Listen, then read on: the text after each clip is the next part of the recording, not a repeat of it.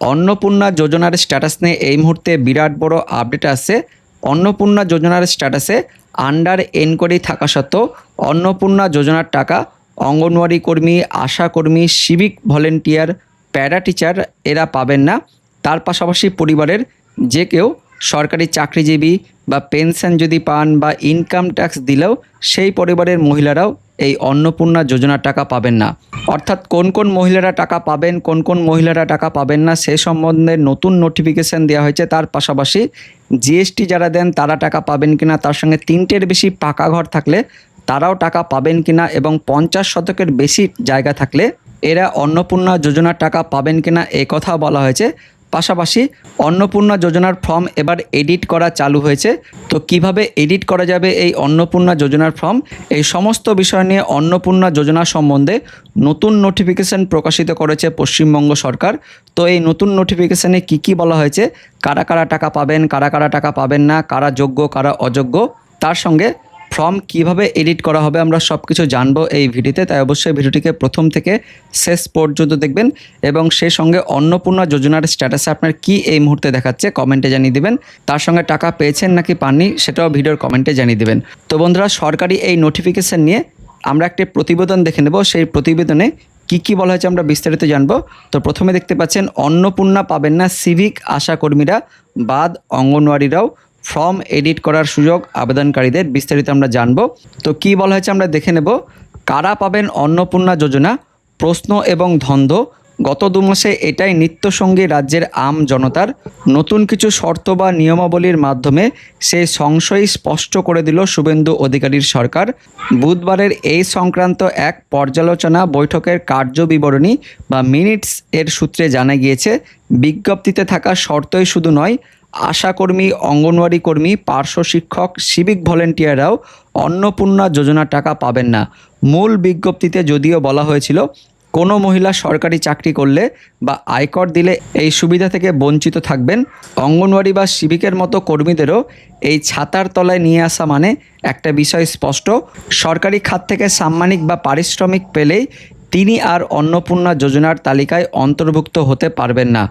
আবেদনকারীর পরিবারের কেউ সরকারি চাকরি করলে বা পেনশনভোগী হলেও তাদের আর্জি বাতিল হবে। এখানেই শেষ নয়, পরিবারের কেউ আয়করদাতা থাকলেও সেই মহিলার অ্যাকাউন্টে অন্নপূর্ণা যোজনার টাকা ঢুকবে না। রাজ্য সরকার নির্দেশ দিয়েছে প্রকৃত প্রান্তিক এবং অভাবী পরিবারের মহিলারাই যেন অন্নপূর্ণা যোজনার সুবিধা পান তা নিশ্চিত করতে। তবে এক্ষেত্রে প্রশ্নের মুখে পড়ে গেল বিক্ষোভের জেরে ফের যাচাইয়ের মুখে পড়া 28 লক্ষ আবেদনকারীর ভবিষ্যৎ। কারণ যেসব শর্তের জন্য তাদের নাম তালিকায় ঢোকেনি সেগুলি এই দফায় নিয়মের আওতায় চলে আসছে।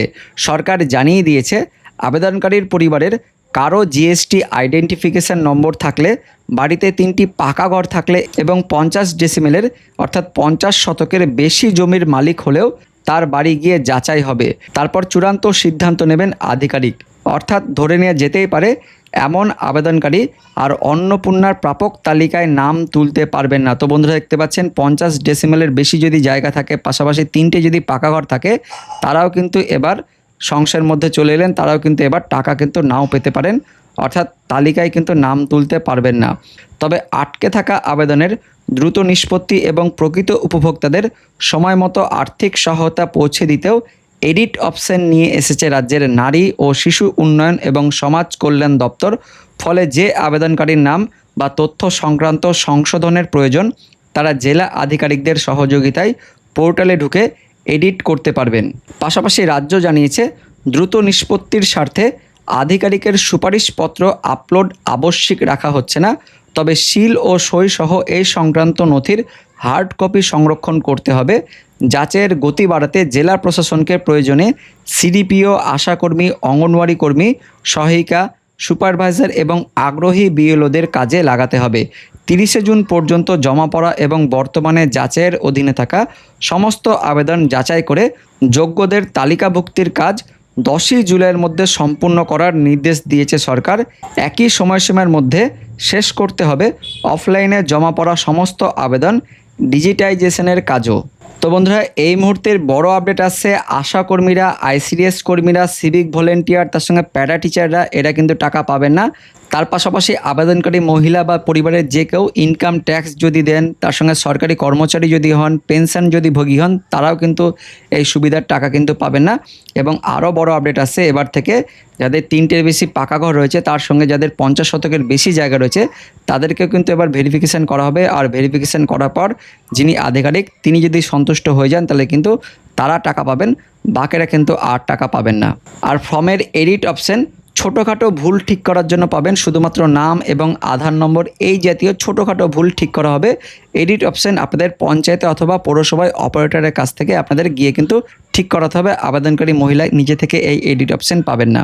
তো বন্ধুরা, এটাই ছিল এই মুহূর্তের অন্নপূর্ণা যোজনা নিয়ে বিরাট বড় আপডেট। ভিডিওটি ইনফরমেটিভ হয়ে থাকলে বা ভালো লেগে থাকলে লাইক করবেন এবং অনেক অনেক করে শেয়ার করে দিবেন, যাতে প্রত্যেকে এই আপডেটটি জানতে পারে। তো দেখা হচ্ছে পরবর্তী আপডেট নিয়ে, ততক্ষণের জন্য ধন্যবাদ।